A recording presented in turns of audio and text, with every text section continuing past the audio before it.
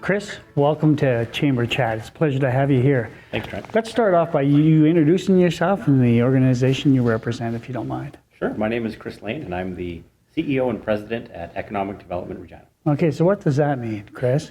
What is Economic question. Development Regina? We get that all the time. What is economic development and what is EDR? Yeah. EDR is the initials, obviously. That's what we do. Economic development is really a collection of a bunch of factors in an individual economy, like in a city or a province or a country, that really speak to the vibrancy and the opportunity for economic growth in that jurisdiction. Yeah. So from an economic development standpoint, what we do more specifically is we're always looking to attract investment to our community. We're always looking to advocate for conditions that help existing businesses grow and prosper. And we're also very actively engaged in talent recruitment and retention because it is becoming such a competitive landscape for any jurisdiction in this country to make sure that they have the skills and the people they need to be able to help the industry and the economy grow. Let's stick on that one for a bit because just a while back we interviewed Kevin Droe, who's the CEO of the Regina Construction Association. He was talking about the very same thing, right? Is that part of their job is to try to attract talent because it's an issue in our city and our province. Yeah, it sure is. And we just recently spent some time really digging into that. Part of our role at economic development is understanding the data and applying some analytics to what it's telling us about what's happening in the economy, not only locally, but globally as well. So we really dove into the idea of people moving and skills matching and where that's happening in relation to Regina. We found that there are more than 4,000 job openings in this city today, and that represents an opportunity to close that gap that's worth about $500 million to the local economy. So talent attraction and making sure that the companies who are operating here or who want to operate here have access to the talent and skills they need to be able to become successful, that becomes a pretty big part of economic development. And I like how you positioned it. You positioned it as an opportunity as opposed to a problem, right? Because it is truly an opportunity. And the deal is to bring people in. So how do you do that? I think it's multifaceted. We have to understand that no one lever is going to create that opportunity or close that gap for us in terms of keeping and attracting and retaining those people. So this means that you need an immigration policy that works for Saskatchewan and Regina. It means you need reskilling and upskilling programs for the existing workforce. Exactly. It means you need an active post-secondary climate that is responsive to local industry and business to create programs that directly graduate people into those skilled positions. So there's a number of different things. And I think you also need an active intra-provincial migration strategy so that Regina is a consideration for people already within Canada when they start thinking about where their mobility, where their next move might be. Okay, so I'm very interested, Chris, because you've been doing this for a while now, and we'll get into your history a little later, but I'm really interested in how you position Regina when you're out, because you travel quite a bit, and you speak to different organizations, not only in Canada, but throughout the world. How do you position Regina? Well, a few things that make Regina pretty exciting. It actually becomes a pretty easy job to do. Yeah. The first thing is that actually not a lot of people know about Regina, which maybe not be surprising. No. We're a mid-sized city in the middle of the country, but globally, that blank slate is actually an advantage because there's not a lot of preconceived notions about it. So you get to tell people a little bit about the city and about the opportunity here, and you've got their interest almost immediately. So at Economic Development Regina, it's really important for us that when we frame the opportunity about the city, when we frame it as an attractive place to be, that all of the things we say are backed up by data and research. Good. It's not, it's not enough to just say Regina is a great place to live.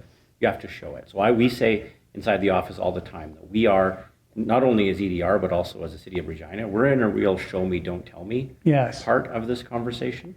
So when we say that you'll have more time at the end of your day when you live in Regina to do the things you love to do, well, what is the data that suggests that? And we know from the research that says, well, Regina's got a 16-minute average commute time. Great. So that opens up some free time in your day. And there's a whole bunch of storylines that we can make claims about quality of life in Regina, whether that's accessibility to housing, whether that's career opportunities and advancement speed, whether that's median household income, whether that's disposable income. Like I said, around the free time part of it, all of those things together are actually things that we do well and can back up with data and research. So we're not just saying them, we're proving them when we talk about the city. And you're going to see us become more and more active around that as we get really targeted in understanding the gaps in positions and skills we have in this city, Right. and where we think those people with those skills are, and what has maybe dislodged them from the places they are, at least mentally. They're ready to make a move. And so all of that becomes part of a talent attraction strategy that we think is a pretty big part of what we do.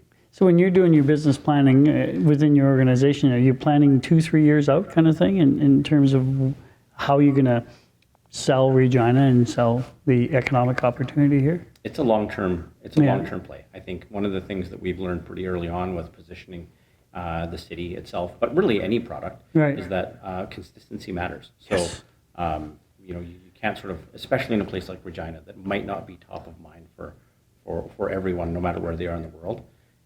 The consistency to show up and be carrying the same message that, again, is backed by research and proof, Right. becomes pretty powerful. So this is not kind of a one and done idea. Like, that's why we call it a strategy around talent attraction, because it becomes, I think, intrinsic in the work that we do, not only every day when we walk into the office, but every year that EDR exists. It's important to understand the difference between a strategy and a tactic, right? So that truly Absolutely. is this strategy. The tactics fall within that.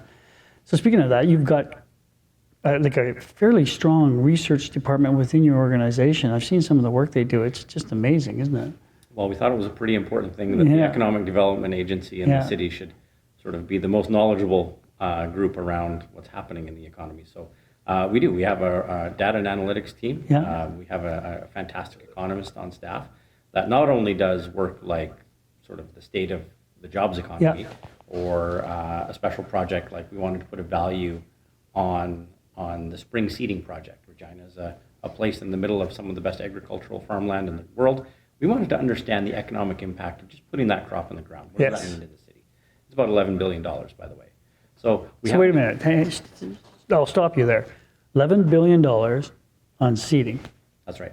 Before anybody's even taken the crop Good off. Lord. But that's what it means to this region. And so that's when we talk about sort of the industries and sectors that matter to Regina.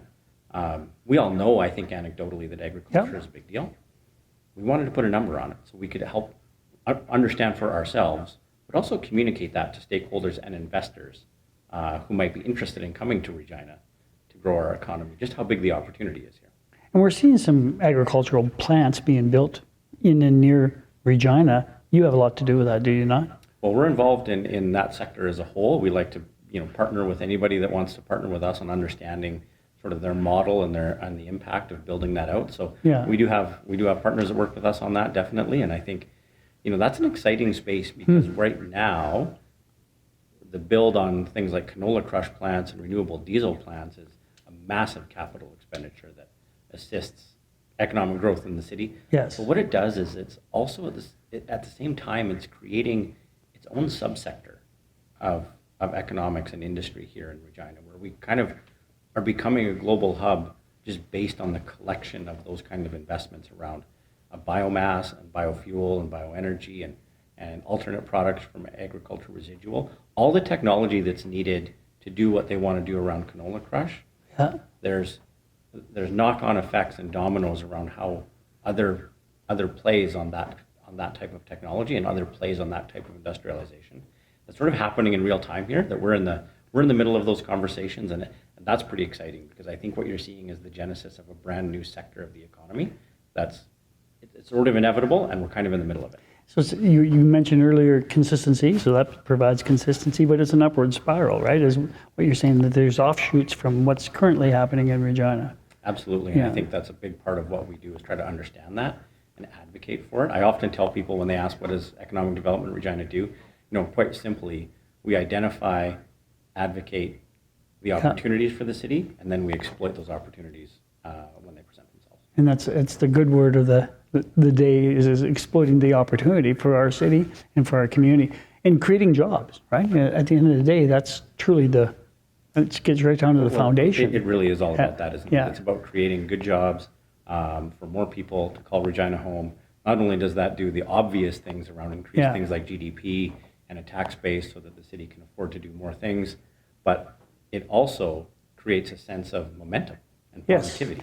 Yeah. And really, the economy is about people. It's not really about dollars and companies. Good point. All of those things are made up of people, and so we take our role as a community organization actually quite seriously. Yeah. And that's why we do the work we do, so that we can create a better community for more people. Right. So if you were to identify the sectors that you're kind of pointing yourself towards, what are they? Ag tech is one of them, obviously. Yeah, we've identified sort of 4 or 5 Yeah. sort of key sectors where Regina has a natural competitive advantage, and we also like to say we play where we can win. So we exactly. understand what our natural strengths are, understand where our natural competitive advantage lies. And so you're right, agriculture and the industries around it. So that's value added, that's food processing and ingredients, that's ag tech. We have a pretty vibrant ag tech scene burgeoning here. But we also have advanced manufacturing, which is those are the Brandts of the world. Yes, exactly. Degelman's, companies like that are homegrown success stories and global companies built on that foundation of manufacturing expertise here in Regina. But also transport and logistics is becoming, it always has been, but it's becoming an organized sector of growth for us. I think you see that in places like the GTH and the Chuka Creek Park. Just the ability to handle goods it has become its own sector, and I think you see that in the job openings we have.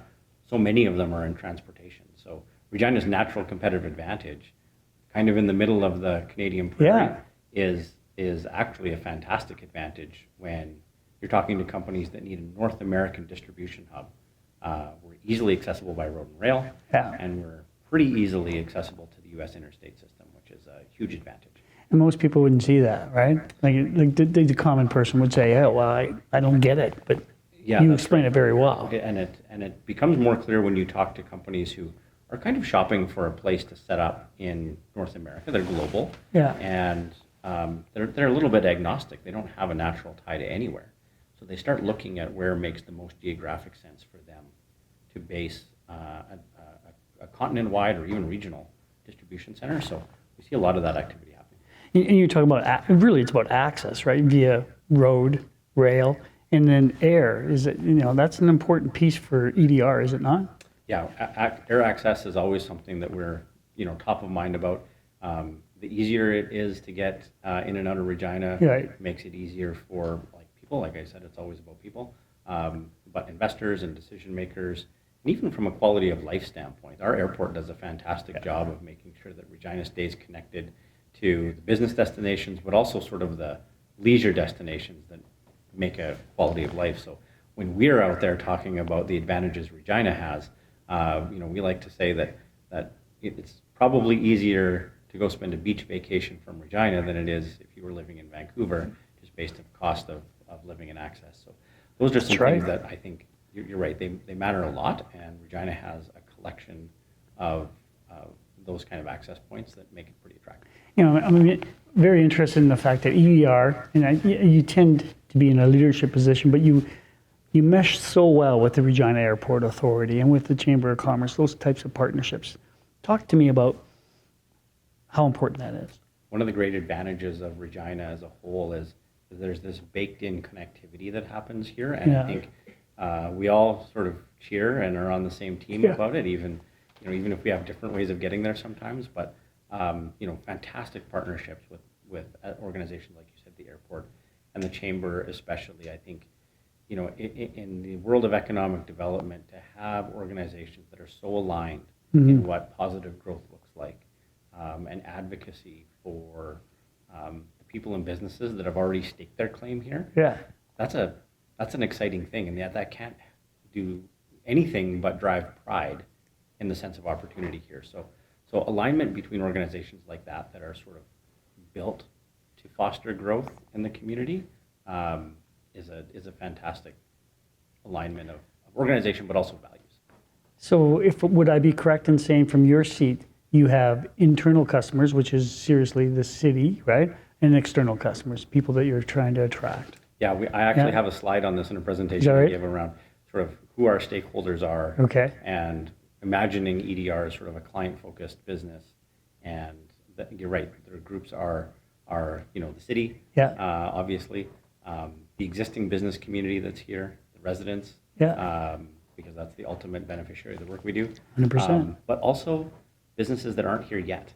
And I highlight that one a lot because we spend a lot of our time understanding that not only is there an obligation to help businesses who have planted their flag here grow and be prosperous, but growth also includes making sure that Regina is a consideration for businesses that are looking for a new place to be. Yes, exactly. I'm going to kind of delve into Chris Lane, the person, right? So, which is scary, isn't it?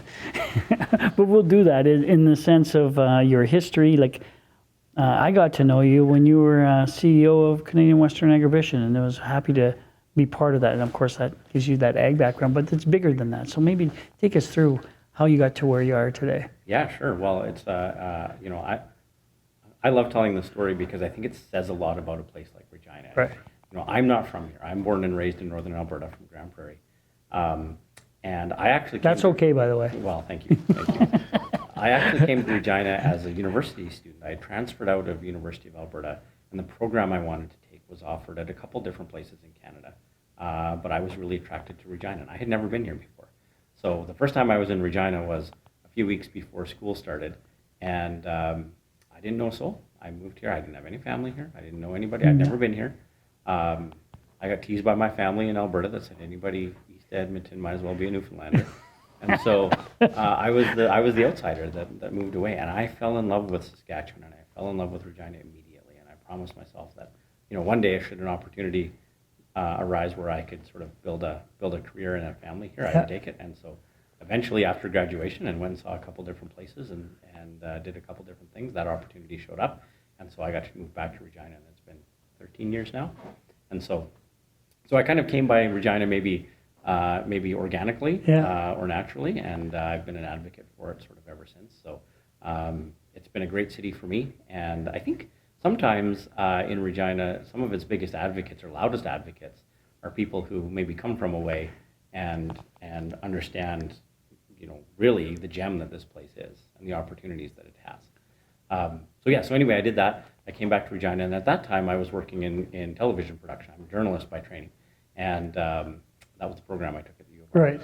And then had done that, and an opportunity presented itself to be CEO at Canadian Western Agribition, which is this sort of massively important and probably only partially understood event and marketplace and global the reach is amazing. Yeah, absolutely.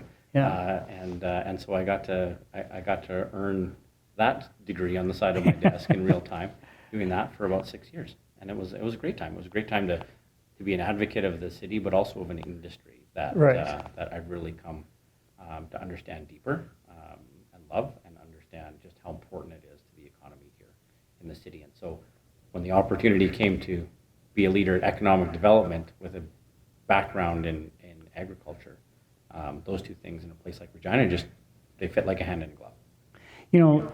You're absolutely right. Some of the biggest advocates of Regina are people that weren't born and raised here. I'm one of them too. But James Bogus, the CEO of the Airport Authority, is, and I know you and him are tight. But part of it is because you have a passion for for flying, I should say. Like, you fly. Yeah, that's right. Yeah. So tell me about that. That would be one of your passions, would it not? Yeah, I think it's sort of become my overarching and maybe only passion outside of what I do. But yeah, I got a pilot's license a few years ago, and I come by that naturally also. My dad is a pilot, so cool. Spent a lot of time around airports and airplanes, and so being my father's son, that was maybe only a matter of time. Yeah. But I love it, and it's been something that allows us to sort of see the place where we live maybe from a different perspective than most people do. And it's something that I get to pass on to my daughters too. They're equally as interested in it as I was. So I think that's it's cool. going to kind of run in the family. It's been great, and I don't know that it gives me a ton of extra insight into the world of James and commercial airline aviation. No. But it sure does give me some opinions on it. So I'm happy to share those with them from time to time. Yeah, that's perfect. Well done. And you're talking about your daughters are interested in it. Tell us a little bit about your family. I think you have an acreage, do you not? Yeah, that's right. So a couple years ago, we moved out. We built an acreage just outside of the city here. Yeah. I can see the city lights in almost my office from my backyard where the horses are. So it's actually, that's a great, when I talk about that, I talk about how great of an opportunity Regina is to have different lifestyle choices. If you want to be in an urban environment, downtown core, there's lots of opportunities to do that. If you want to have a couple horses on an acreage and be 25 minutes from your office downtown like I am, you can do that too. So So it's great. So so Jill and I, Jill's my wife. Yeah. We have a blended family of 3 daughters and 2 horses and 3 dogs and 2 barn calves. And so that keeps us pretty busy, and we love being out there. And it's been a great experience for the kids too. You sound like you're born and raised in Saskatchewan, even though you're not, right? Because that's the ultimate Saskatchewan family, right? Yeah, that's right. Yeah, that's right. no, good for you. Let's chat a little bit about young people moving to Regina, because you deal with this, right? Starting a business, that kind of thing. What kind of advice would you give them about moving here and how to set up their business? Yeah, I think it's a really important conversation to have, and we see different organizations will do rankings of sort of the best cities to live, or the Right. most attractive cities to live. And I bring this up because just a few days ago there was a ranking out by a real estate company in Canada that sort of ranked the best cities for Generation Z to live in, and Regina's in the top 10. Well, that's great to know. So it's fantastic. I think, my advice would be, if you're moving to a city, do your homework on matching the opportunities wherever you want to live and set up a business to what your real personal goals are also. Because there's honestly, it's a bit of a buyer's market out there, right? There's Right. a lot of competition for talent. A lot of cities are being competitive in how they attract and how they set up. But there are some things that are just innate or inherent in a particular city that you can't replicate in other places. So the advantages of being in Regina will never be the advantages of being in Vancouver. They're just so different. Yeah. And so, be very honest with yourself about what do you want out of life. And I would say Regina's got a pretty good value proposition in there. But I'd also say, if you do choose to move to Regina and you are setting up a business, or maybe you're from here and you're going to set up a business, which we hope you do. Yeah. Find a mentor. This city is great at mentorships. It's great at formal mentorships, but also just peer mentorships. We spoke a bit about maybe the secret power of this city is its connectedness. It's is the ability to move from ideation to execution at a pace that you can't in a lot of other big cities, and that's really facilitated by people and connections, and so that makes it important and probably a little easier than it would otherwise be to find a good mentor to mentor you through not only starting a business, but making other connections and how to get done what you really want to get done in life. And brilliant, and that's part and parcel of what some of the chamber work is too, right? Is to hook young entrepreneurs up with mentors, et cetera. So you're bang on in terms of that. Tell you what, Chris, Regina is a better place because you are here. So I'm proud to know you and proud to call you a friend. And thanks for joining us with Chamber Chat today. Thanks a lot, Trent. All right, appreciate it. Thanks, man. Chamber Chats is produced bi-weekly by Skycron as a service to the Regina business community. We produce many series, including the television series Go Nitro for NBC Sports, CBS, and Fox, as well as corporate videos, events, and live streams, all right here in Saskatchewan. We can do the same for you. If you have a video project for your organization, call us at 306-720-0097.